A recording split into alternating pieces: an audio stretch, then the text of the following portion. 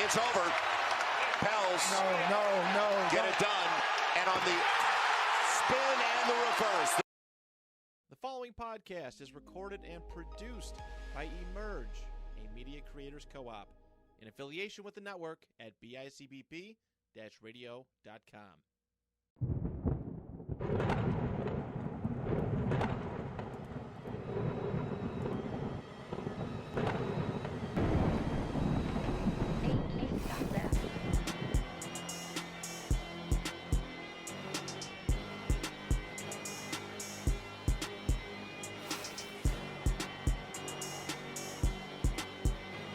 Hello everyone, welcome back to the 𝗏𝗏𝗏, Damon here. Before we start this video, I want all Pelicans fans to stand up. All three of y'all, go ahead, stand up. You know what I'm saying?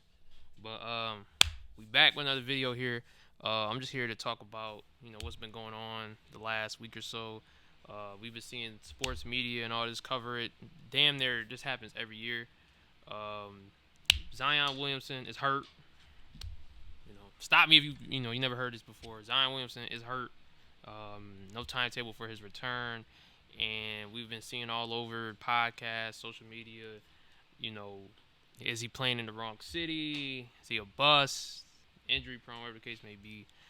So the main topic I do want to talk about is Zion Williamson a bust? Is a 24-year-old player who, for his career, is averaging 24 points per game, 6 rebounds, and 4 assists. Is he a bust? All right, so if we look at it from 2019, consensus number one pick. I remember being at the time, I think the Pelicans had like 30 wins. You don't think you're going to get a player that high in the draft with 30 wins. You end up winning the lottery, and he's getting compared to LeBron. Now, me being smart, maybe I'm just smarter than most people. I thought he was a hyped prospect like LeBron. I don't think nobody thought he was going to be the next LeBron James. If you thought Zion was going to be the next LeBron, don't know what to tell you. Like, it's just a little crazy. LeBron is a different breed. So, most hyped prospect since LeBron comes in hurt after a few preseason games.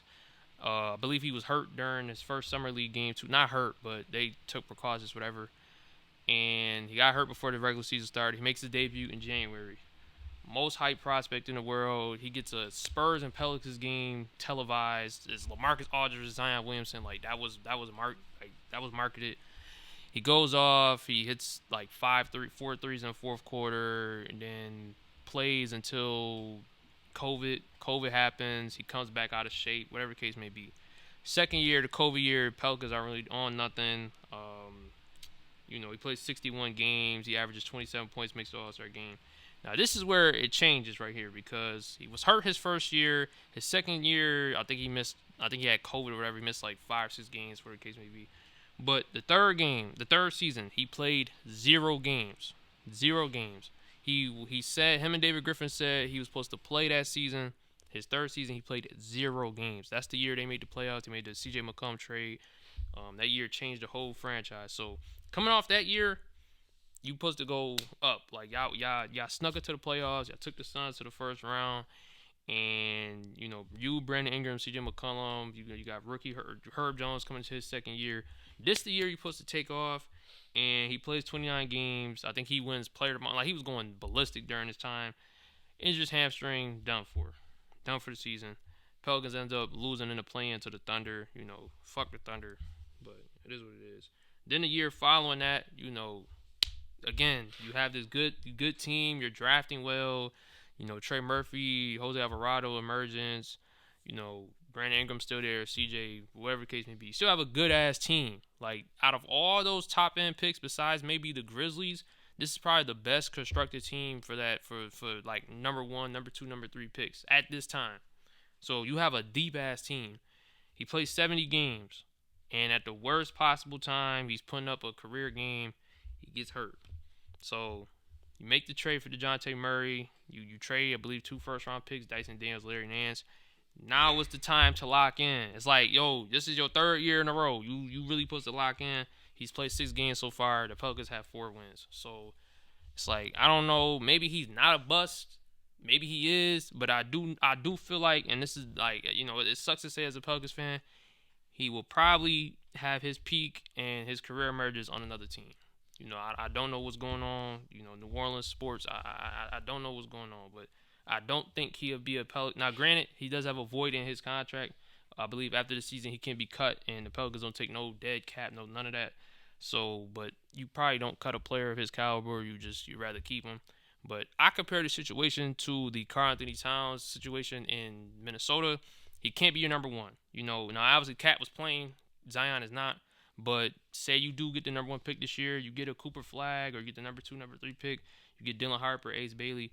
That guy that you draft this season, because let's face it, you're not going to turn this shit around. That guy has to be your number one moving forward. You build around him. All right? Zion has to be your number 2. He's too inconsistent to be your number 1. His game ain't the best to kind of, build around. He's not Giannis. So if I'm the Pelicans, you don't cut him. You don't have no trade value for him. You have to build. He has to be your number 2 guy moving forward. Brandon Ingram, you're going to end up probably losing Brandon Ingram. Brandon Ingram is not good enough to be a number 1 on championship team, no disrespect. So Zion has to be your number 2. I'm not going to sit here and call him a bust, but I understand the comments of it of he's injury prone, he's on and off the court. Sometimes when he is playing, he's not playing to the best of his ability, lazy, not in the best of shape. I understand that, but I just think it's simply the fact that we're not at the point where, okay, he's not going to be a top 5, maybe top 10 player. Maybe he proves me wrong, but if he does do that, he'll have to be on another team. If he's going to be a New Orleans Pelican, he has to be the number 2 for this team to move forward. You got probably another year or 2 left of CJ. You got Herb Jones and Trey Murphy. You got guys locked under contract, but if you're going to have this core, you're going to keep this core and this regimen, he has to be number 2, y'all. So, do I think Zion is a bust? No, but I see why y'all calling him one. It's just tough because, like, you throw the word bust out there, you think of Greg Oden and fucking Kwame Brown. Zion is not on that level, y'all. Like, let's keep it, like, come on now.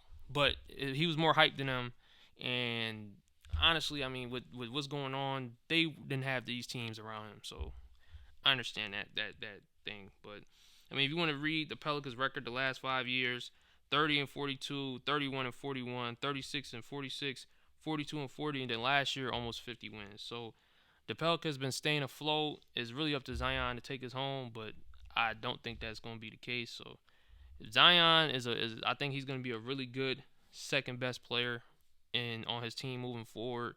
You got to go get you a number 1 guy that is consistent and healthy. Don't know if that's going to be via draft, via trade, whatever the case may be. But I do expect the Pelicans to get a top end pick this year, even if Zion comes back. I don't expect Zion to come back this season. Every time he gets hurt mid-season, he's the most uninspiring player. He takes 8 months for rehab, so he'll be back next season. Brandon Ingram probably not. So Pelicans will end up with one of the top players in the draft. Build around them. That's all I can say. So appreciate you guys for tuning in. Make sure you guys leave a like, comment, and subscribe. And maybe next time we talk about the Pelicans, I'll be up here talking about Cooper Flag, why I think he's better than Victor Wembanyama already, hopefully. But, appreciate you guys for tuning in, and we'll catch you guys in the next one.